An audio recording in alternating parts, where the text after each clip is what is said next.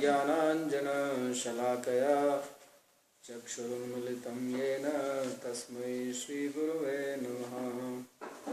वन्देऽहं श्रीगुरोर्श्रीयुतपदकमलं श्रीगुरून् वैष्णवांश्च श्रीरूपं साग्रजातं सहगणरघुनाथान्वितं तं सजीवं साद्वैतं सावधूतं परिजनसहितं श्रीकृष्णचैतन्यदेवं श्रीराधाकृष्णपादान् सहगणललिता श्रीविशाखान्वितांश्च। हे कृष्णा करुणा सिन्धो दीनबन्धो जगत्पते गोपेश गोपिकान्त राधाकान्त नमोऽस्तुते। तप्तकाञ्चन गौरांगी राधे वृन्दावनेश्वरी वृषभानुसुते देवी प्रणमामि हरिप्रिये। नमो महावदान्याय कृष्णप्रेमप्रदायिने कृष्णाय कृष्णचैतन्य नामिने गौरत्विषे नमः। पञ्चतत्त्वात्मकं कृष्णं भक्तरूपस्वरूपकं भक्तावतारं भक्ताख्यं नमामि भक्तिशक्तिकं। श्रीकृष्ण चैतन्य प्रभु नित्यानंदा श्री अद्वैत गदाधर श्रीवासदि गौर भक्तवृंदा। हरे कृष्णा कृष्णा कृष्णा हरे हरे हरे राम राम राम हरे हरे। जन्माद्यस्य यतोऽन्वयादितरतश्चार्थेषु तेने ब्रह्म हृदय आदि कवये मुह्यन्ति यत्सूरयः। तेजो वारिमृदां यथा विनिमयो यत्र सर्वो मृषा धाम्ना स्वेन सदा निरस्तकुहकं सत्यं परं धीमहि। नारायणं नमस्कृत्य नरं चैव नरोत्तमं देवीं सरस्वतीं व्यासं ततो जयमुदीरयेत्। समस्तु विश्वस्य खलः प्रसीदतां ध्यायन्तु भूतानि शिवं मिथो धिया। मनश्च भद्रं भजता ददोक्षजे आवेश्यतां no मतिरप्यहेतुकी। Reading from Srimad Bhagavatam, Canto 7, chapter number 9, verse 51. So we studied long prayers of Prahlad, which were very interesting and a lot of philosophy that's related to bhakti was described in that. So in the previous verse, Prahlad spoke that without bhakti, without devotion, it is not possible to attain freedom from the bondage of this material world. Sansevaya tvai vineti shadangaya kim bhaktim jana paramahamsa gatau labheta.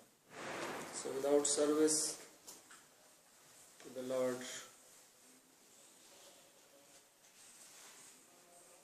and then specifically he speaks of the 6 limbs of bhakti.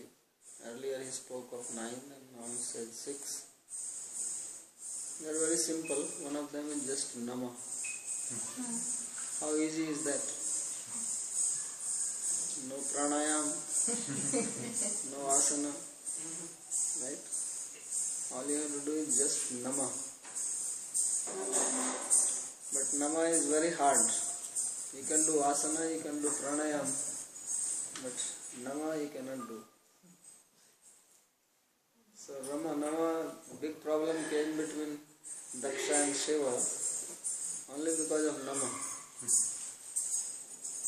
Daksha, he did not like that Shiva did not bow his head head to him or stand up. At least, because there are different ways of doing Nama. Nama means Namaskar, obeisances. Some places you lower your head, you fold your hand, some places you go down on the ground, right? Some places they do like this. In some places they do like that. So there are various ways. So he did not do this, Shiva, he just kept on sitting. He was in his own thoughts. Sometimes you are absorbed in some thoughts, somebody comes, you don't notice. Right? So Shiva did not pay attention that Daksha came. It was a big assembly hall, hundreds of people, maybe 1,000. And they all stood up except Shiva. So Daksha got offended only because of this simple thing. So Krishna, he says that Namaha. Krishna also says this in Bhagavad Gita. Manmanabha madmakta madhyaji mam namaskuru. He also says do namaskar to me. So looks like namaskar is a very important thing. So therefore in India when people meet they say namaste. Like they say hello. So Indian hello is namaste.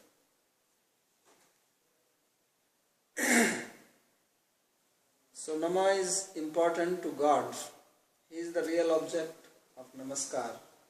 So in India when we do Namaste to each other, we actually do Namaste to God inside. That is the real meaning. When we bow down to somebody, we actually bow down to God in that person. Because he is the real object of Namaskar, of obeisances. And obeisances means that you are supreme and I am just your little part. So this is a very difficult thing to do. If you do it once to Krishna, you are already liberated. So Krishna pranami na bhavai. There is one sampradaya which is called Krishna pranami. Has anybody heard it? No? Nobody? Just like there is this Swaminarayan Sampradaya. You know Swaminarayan Sampradaya? They built so many temples. There is a similar Sampradaya called Krishna Pranami. They have one center here, very close by. They are also from Gujarat. So their Sampradaya itself is called Krishna Pranami. The name. So Pranam is same as Nama, means obeisances to Krishna. This is their main activity. Therefore their name is also Krishna Pranam. They also have many centers. I don't know if outside India, but in India they have. So he says that without bhakti, without devotion, which means without service. Usually people don't like to do service unless they are paid for it. Right? So you do service then to Krishna without salary, then you get the highest benefit. So this is what Prahlad concluded. So Narada is the one who is relating this story to Yudhishthira. So he says, Etavad varnit guno bhaktya bhakten nirgunaha Prahladam pranatam prito yatamanyura bhasata. So when Prahlad spoke this, Etavad varnit guno, and he described the qualities of the Lord with devotion, bhaktya, and he is a bhakta himself. So then Lord, who is nirguna, who is transcendental to the gunas of Prakriti,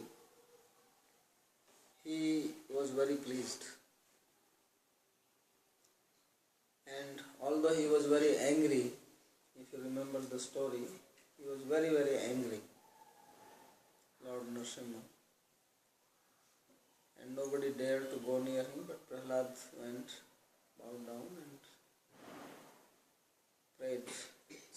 he controlled his anger. So this is the greatness of the Lord, that he can get angry, he can also control it. People get angry, then it becomes very difficult for them to control it.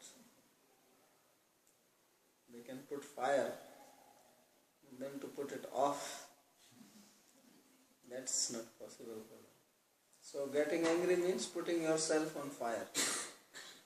Some people do that, they put kerosene or petrol on themselves and put themselves to fire, right? Many Chinese monks were doing it. In China they were doing that. So getting angry is like that, putting yourself on fire. People like it. Only problem is that once you are on fire, then how to put it off? There is no fire brigade. Fire brigade cannot help you. So Lord, he can also stop his anger whenever he likes. It's like you turn on the light, you can also turn it off. You turn the switch one way, depending on where you are. In India you have to put it down, go to America you have to put it up. So then the light is on, you turn the switch in the opposite direction, it is off. But in case of anger, people know how to turn it on, they don't know how to turn it off. So Lord, he knows also how to turn it off, therefore he says Yata Manyu. So Yata means switched off. So he switched off his anger and he was now smiling. Prita. He was very happy because he was angry at the father and at the son he was pleased. Little boy praying, and he was also pranatam. He was also bowing down to him. So then he spoke to him as follows. So people do service because they get paid. Prahlad is doing service, he doesn't want to get paid and Lord wants to pay him. Because any gentle person, if you serve him, he would like to do something back to you in return.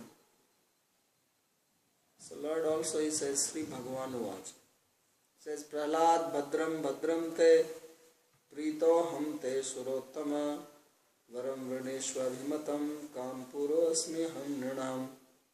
So he was so pleased. So in Sanskrit, when someone is happy, then you repeat.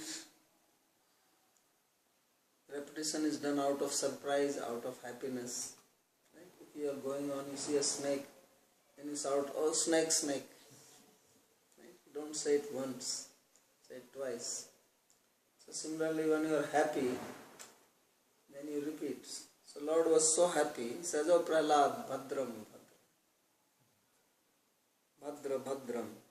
He says, oh nice boy. Te Pritoham. Says, I am very happy with you. Can you imagine this? The fortune of Prahlad. Lord Narsingh Dev telling him, I am happy with you. This is the greatest thing. Lord becomes pleased. He says, you are the best of the asuras.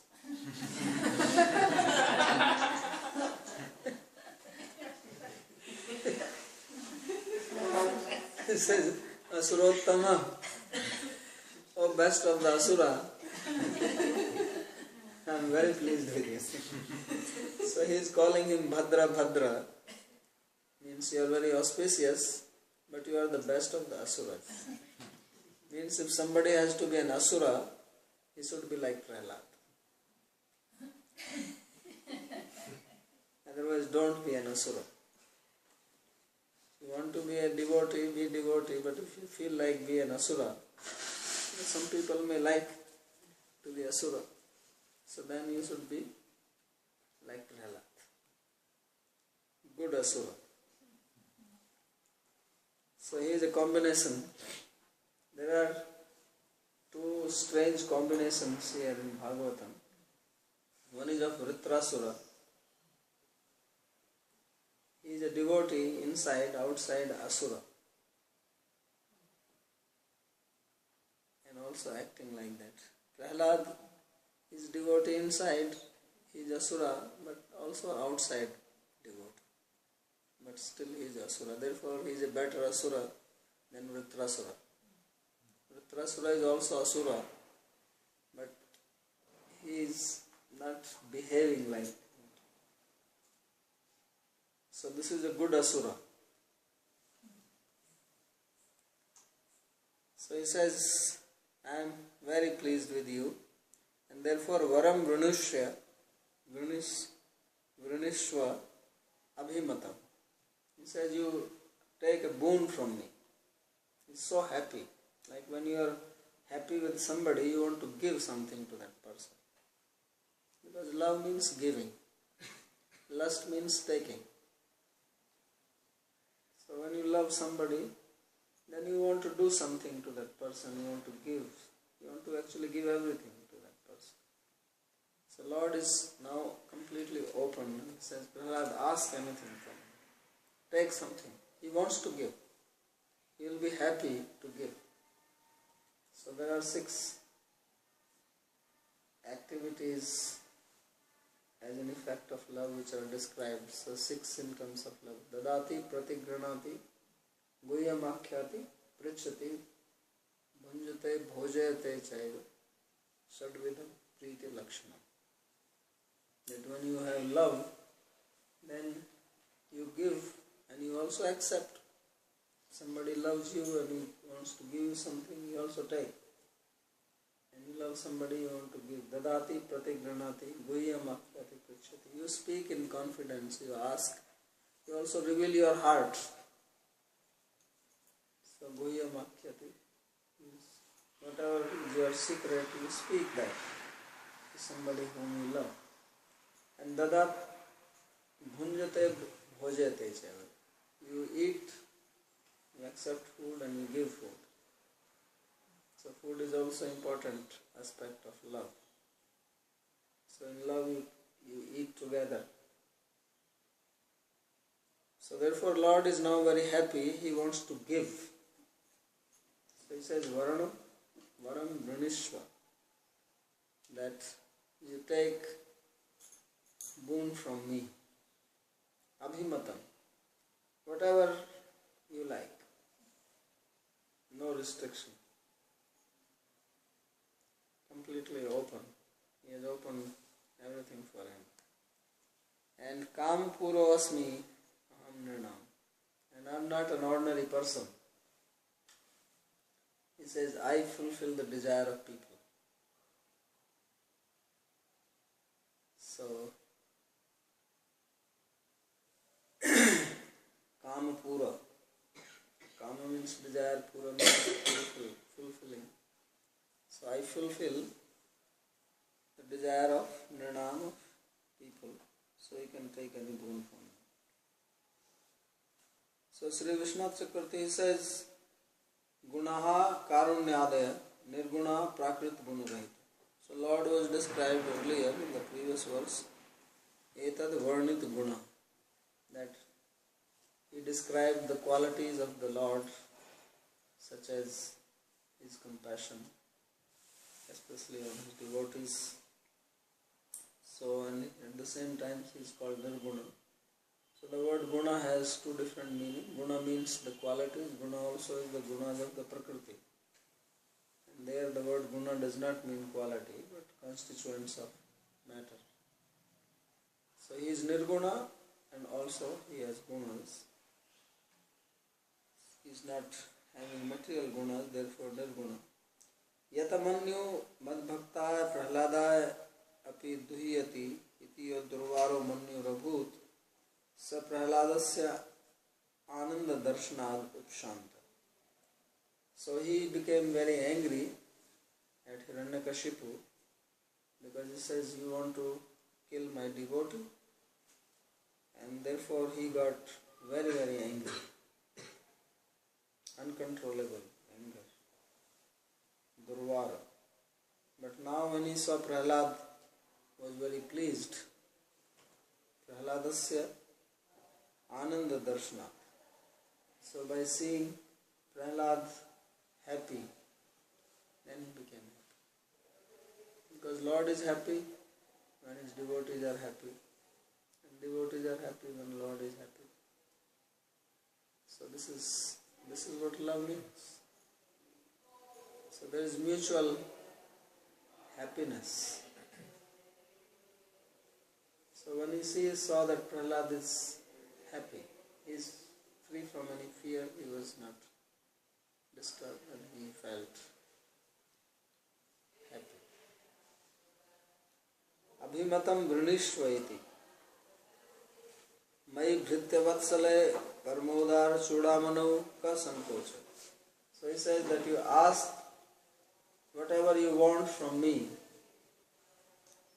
He says, I am Bhritya Vatsala, I am Bhakt Vatsala, I am the lover of my devotees, and I am most munificent, most generous. Nobody can be more generous than me, so don't have any inhibition.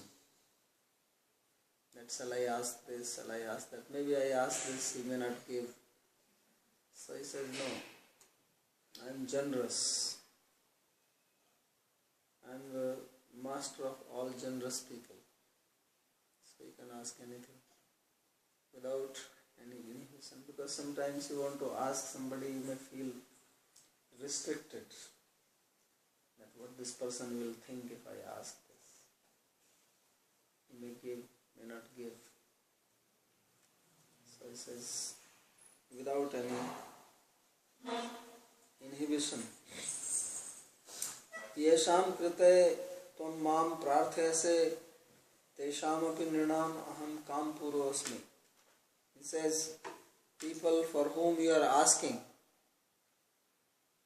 I fulfill their desire for their desire also I fulfill. Because earlier he was telling this, that these poor people, foolish people, so chetatav vimukha chetasa indriyartha maya sukhaya bharamabhyato vimudham. He said that I am worried about these foolish people who are just wandering in this material world carrying the burden. So what will happen to them? He says, I am not worried about myself. So he says, I am the fulfiller of desire of those people also. Purushartha pravaha rupa eva varte kim punarekam mukti meva dade iti bhava. He says, I am actually the flow of all purusharthas. Whatever people want, whatever they desire, it's all coming from me. It's called Kamadeva. So, giver of desires. Yovidahati Kaman. One who gives the desires of everyone. So I am that. So do not worry. Don't think that I give only one mukti. I can give anything. Tena prahlad buddhi vishay krita tatkalika jiva nistirna eva. Jivanam anantyad tadannireva jivai tadanantram. Brahmanda mapuri iti gain. So he says, therefore, because Prahlad was worried about all these people, so he says that they all became liberated by his grace. And because this Brahmand, the jivas are unlimited, so more jivas came. Otherwise, one may think what will happen to the Brahmanda, it will become empty. Like sometimes you go some big building and there is nobody there. Right? Or big house, one person is living. So he says that's not the case. There are unlimited jivas and more come. Mam aprinata ayushman darshanam durlabhim hi me drishtva mam na punarjantur atmanam taptumarhati.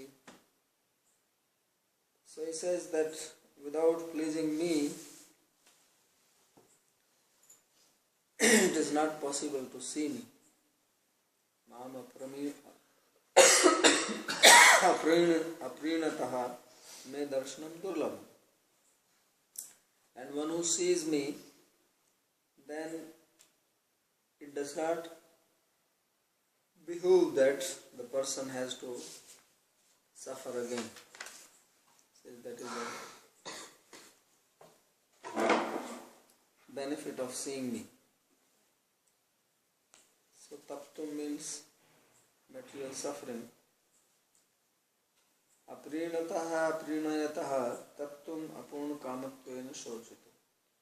So if someone has my darshan, my vision, then one does not have to think, oh, I'm lacking this, I want this. So whatever one desires, that is granted. So one's desires are fully satisfied if one meets the Lord. So for that reason he says that you have seen me now, so now there is no possibility that you have some desires unfulfilled. All your desires should be fulfilled. Prinanti hiyath mam dhira sarvabhavena sadhavaha Shreyas-kama mahabhaga sarva-sham ashisham patim. He says those who are sadhus, who are sober people, who are devotees, they please me. Because these devotees, they are desiring ultimate welfare, they are fortunate, and they know that by pleasing me, they will get their desire fulfilled, because I am the master of all blessings. So Sarvasham Ashisham Patim. So sometimes there are devotees who say they are devotee of Krishna, they are devotee of Vishnu. But then when they have some trouble, some difficulty, then they are worshipping Shiva or Durga or Ganesh. So they say that, well, I need this. So there is no need for that, because he is the Sarvasham Ashisham Patim. He is the master, he is the Lord of all the blessings. So why you have to ask anyone else?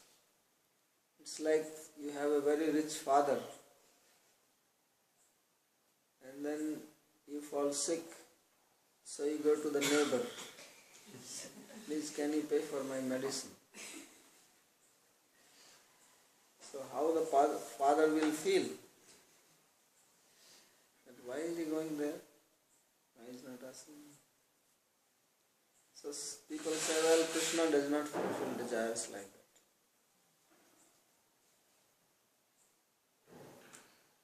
So if he does not fulfill, then why you have to still go to someone else if you are his devotee? If he does not fulfill, he may have a reason for that. And if you are already running to other people, why should he fulfill your desire? Because he thinks you have no faith in me. So why I have to fulfill your desire? So we should have faith in him. Even if we have material desires, and first of all, why should we have material desires? He already knows what we want. And why should we want anything material anyway? But even if we want, why we have to go to someone else? So there is no need. Somebody just 2 days ago was telling that he is in difficult situation. He asked one Swami, and the Swami told that forget Krishna for some time and worship Shiva. So what kind of advice is that? So why forget Krishna? Why we have to forget him and then go to Shiva? One of the offenses is to think that Shiva or name of Shiva is independent of Krishna.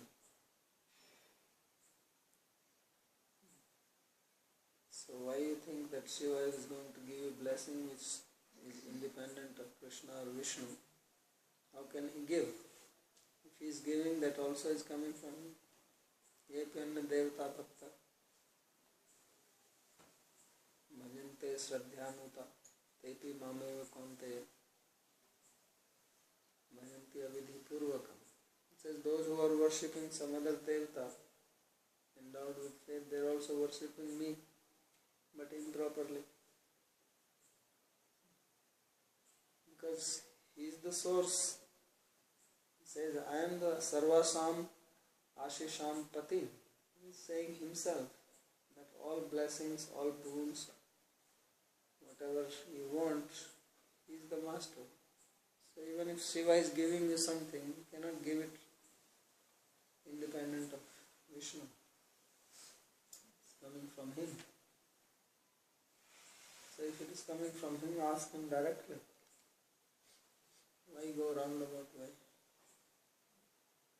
So some people say, well, Shiva is Ashutosha.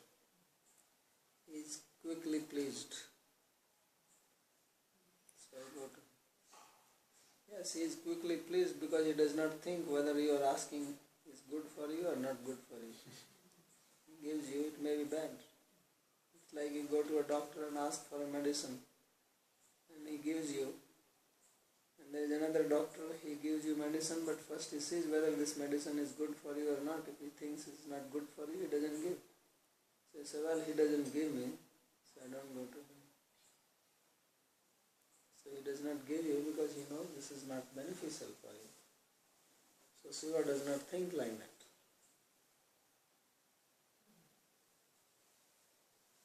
So what is the benefit of it? So then he says, well, Shiva is a great Vaishnava. Vaishnava nam yathasmanu. So what is wrong if I worship? Yes, you can worship, but why you have to give up worship of Krishna? You can also bow down to Shiva. I'm not saying don't bow down. But why you want to give up Krishna worship? You worship a devotee does not mean you worship the boss. So you forget the boss. So he says, Sarvasham Ashisham Patim. I am the Pati or master of all the Ashish, all the blessings. So Prinanti Priniyanti Mam Prati Tushyanti iti va Sarvabhavena Dasa Sakhyadina. So Sarvabhavena means with various types of bhava, relationship, as servant, as friend, as father or mother, as beloved. So these are the various bhavas. So though this is what a sadhu is. Sadhu means devotee. Other sadhus are also sadhus, but not real sadhus. Real sadhu is a devotee. एवं प्रलोभ्यमानोपि वरैर्लोक प्रलोभनैः एकान्तित्वात् Bhagwati नैच्छत्तानुसुरोत्तमः. So Lord, he tried to entice him by giving boons which are very attractive or enticing to other people. So Prahlad, he did not desire anything. Ekantitva. Why? Because he is ekanti. So this is called one-pointed devotion. Anyavilashita Sundam. This is called Uttama Bhakti or pure devotion or topmost devotion. That there is no other desire. What if Lord is pleased with us, what else we want?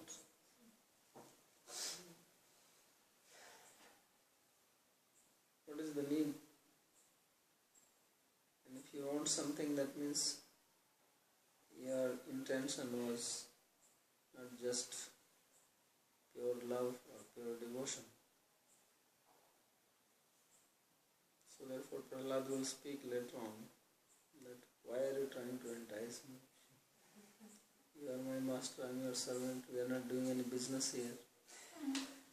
Business means like I work in some office, so I give my some time and they may pay me, so they actually buy me for some fixed time. Every day, 8 hours, I buy you. So for 8 hours, you have to do what I tell you. And for that, I pay you. So for 8 hours, you are my servant. They call nice word employee. But it means a servant. Because for 8 hours, you do what I tell you to do.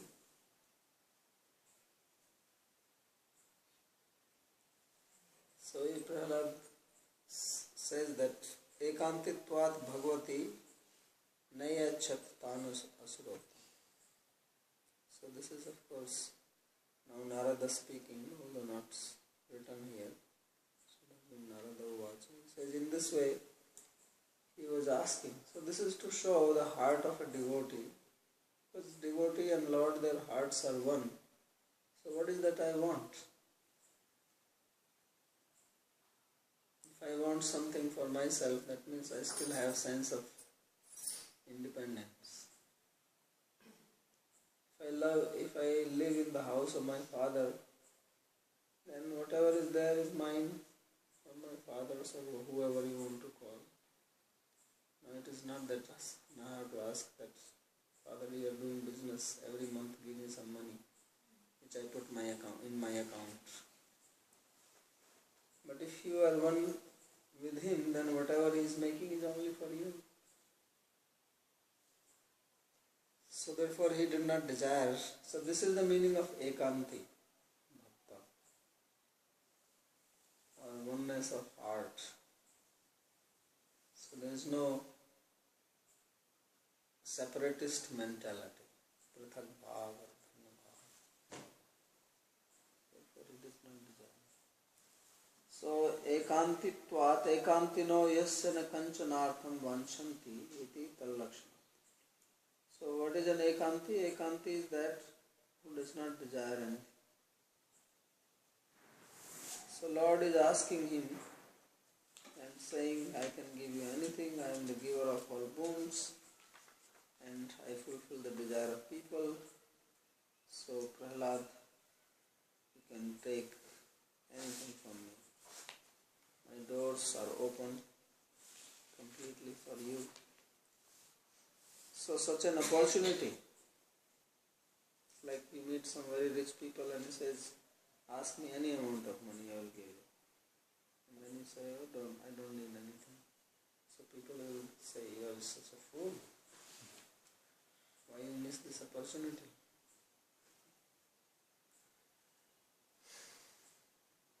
So this is the end of 9th chapter. This was a long chapter, basically prayers of Prahlad. Now, 10th Adhyaya, 10th chapter, Narada Uvacha. Narada continues. Bhakti yogasya tatsarvam antarayatayarbhakaha manyamano hrishikesham smayamano uvachaha.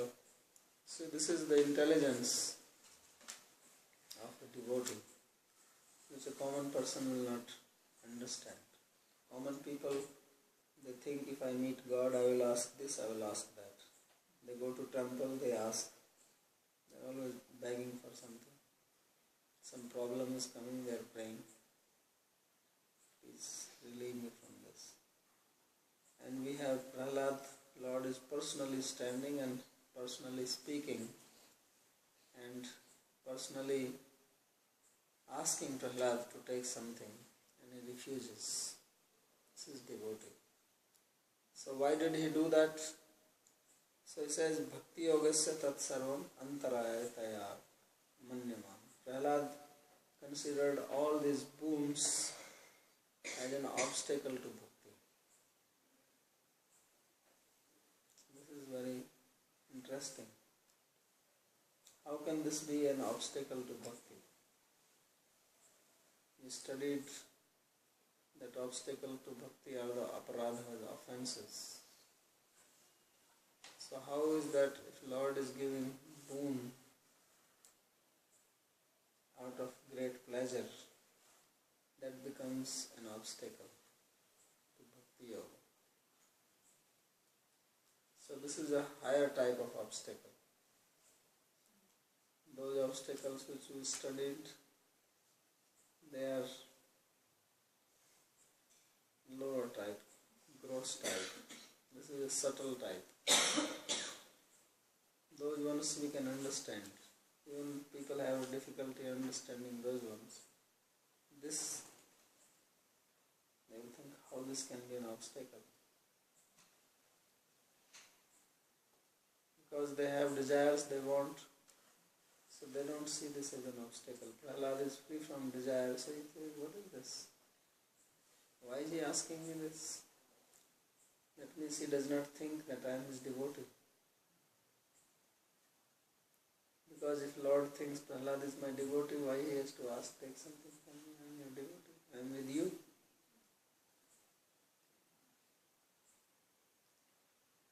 If there is oneness, you live in the family together, then there is a question of saying, what do you want from me? Whatever I want, I will take anything. And why should I want anything just for me? Means I am separate from you. That means I think that this you give me and that will become mine. But if I have surrendered to you, then I and whatever belongs to me is yours. So now where is the question that I take something for me? There is no something as me. I am yours. But if I take, that means I am outside the definition of bhakti now. Then I go into anyabhilasha. So anyabhilashita shunyam. Completely devoid of any other desire other than just one desire, that is to serve. So that's why he says. So he thought this as an obstacle. See how intelligent is Prahlad. So therefore he was smiling. When Prahlad heard this, he started smiling because he understood. Oh, now he's playing game with me.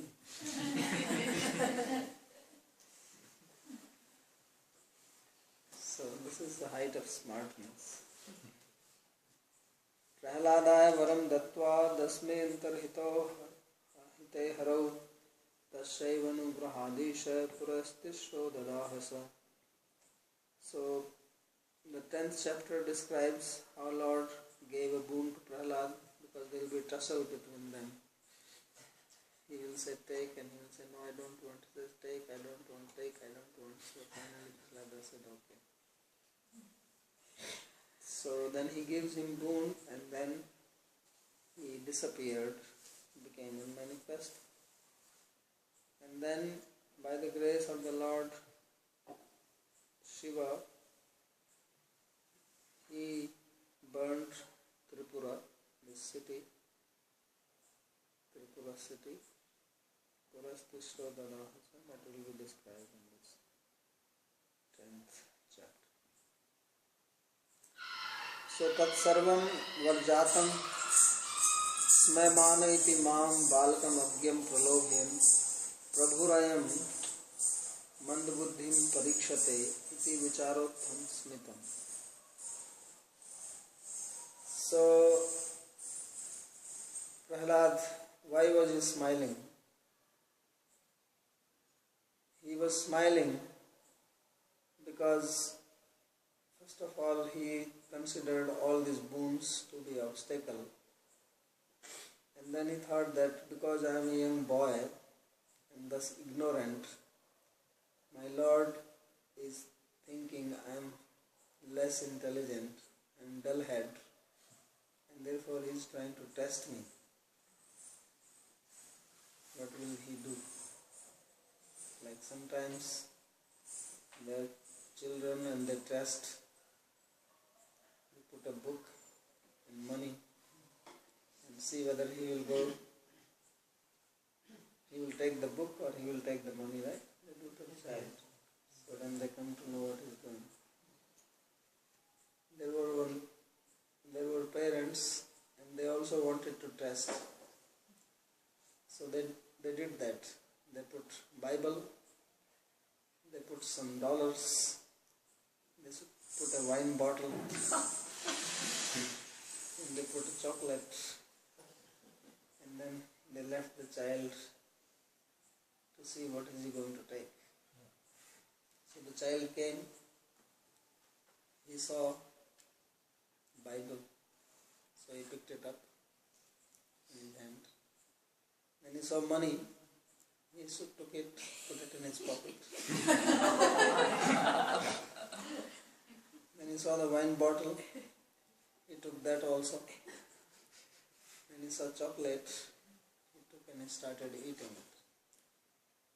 So they started thinking, wow, what is he going to be? So the wife was confused and he asked the husband, so what do you think he will be? He said, he will be a politician.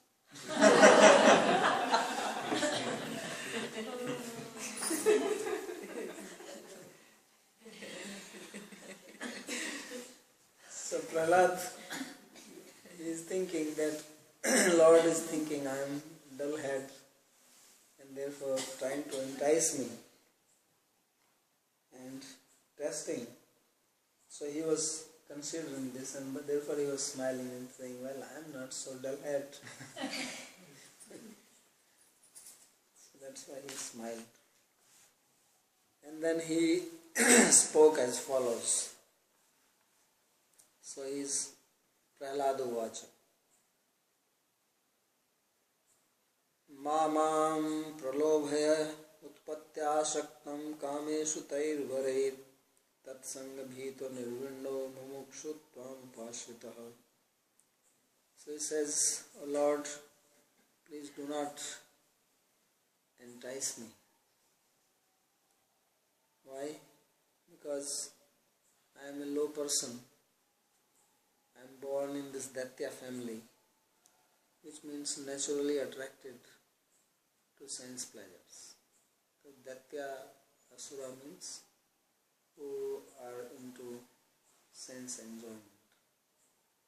They consider body as their very self and they just want to enjoy that. So Kameshu Tair Varai. So Tatsanga Bhito Nirvinno. He says, I am already afraid of any attachment to sense objects and I am completely dispassionate with them. I am mumukshu, means I want freedom from all these sense objects, and therefore I have come to take shelter of you. Now you are saying go back to them. He says, please do not do this to me. So utpatya svabhave naiva.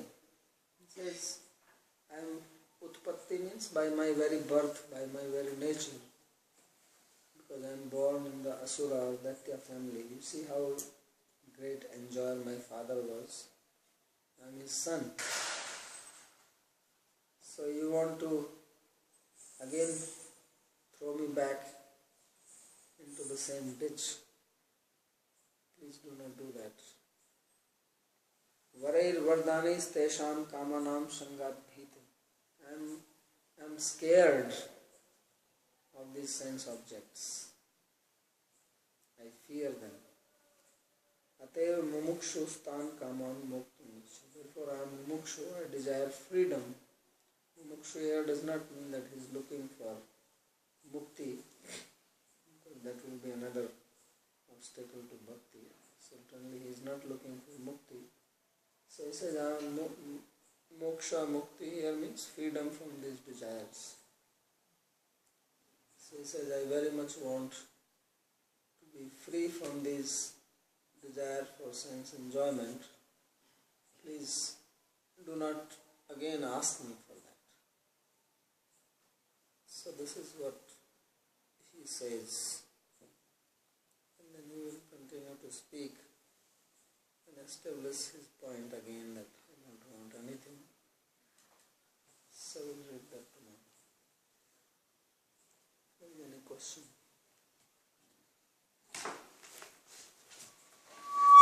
I have two questions.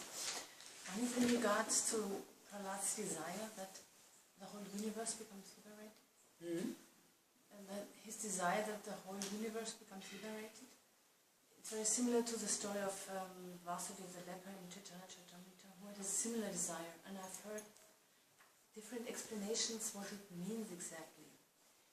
You, as I understood it now from you, means they literally all went and the universe was filled up again. But then how, if that is the case, how does that correspond with the natural evolution of the soul and the purification of the heart, and wherever they are, with sadhana and all that? How is it possible that from outside suddenly a person who's totally not ready and not purified is liberated? And what kind of liberation is it? Well, Jiva Goswami gives a better solution. He says that liberation cannot happen like this. Only those people who were nearby him, because he could not think of the whole universe anyway.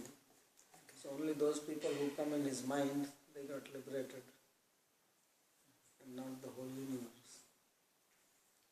Because anyway he was only talking about people around him. He was not thinking of the whole world. Because he referred like that. So they will get, he says that they will definitely get liberated. Again, liberated does not mean that immediately they get out from their body. It means now, by the will of Prahlad, their mind will change. Because how do you get bhakti? By the grace of a devotee. So by his grace, they will become devotees. And that is what it means. And in the case of Vasudeva, that would be the same? Yes.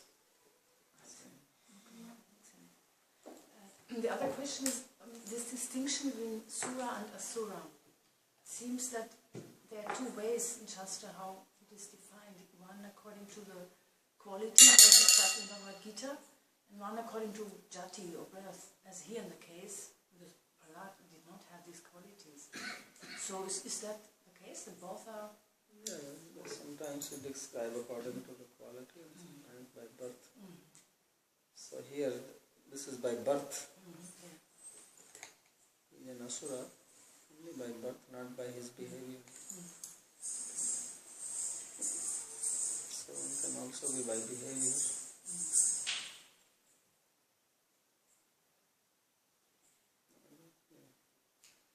About this,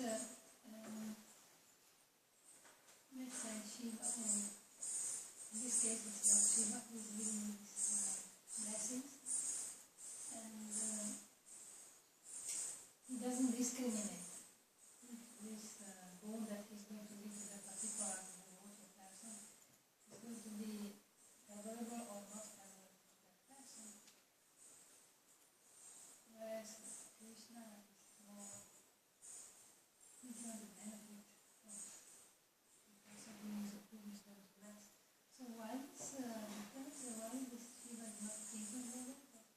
You want, he gives. Maybe just because somebody wants it.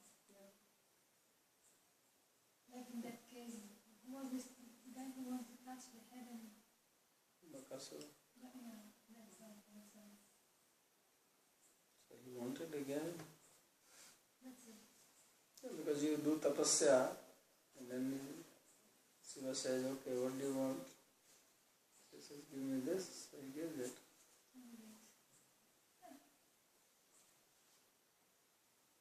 This shows also that when we really want something, better to go to the source, because Krishna is always thinking about our good. Yes, that's what the Shastra is saying. And another question is about basically to have the blessing to be inside the mind of a devotee. Means that we don't really wish that the devotee, but using the devotee, then the devotee will wish for us. That's what blessing. This is what is the blessing.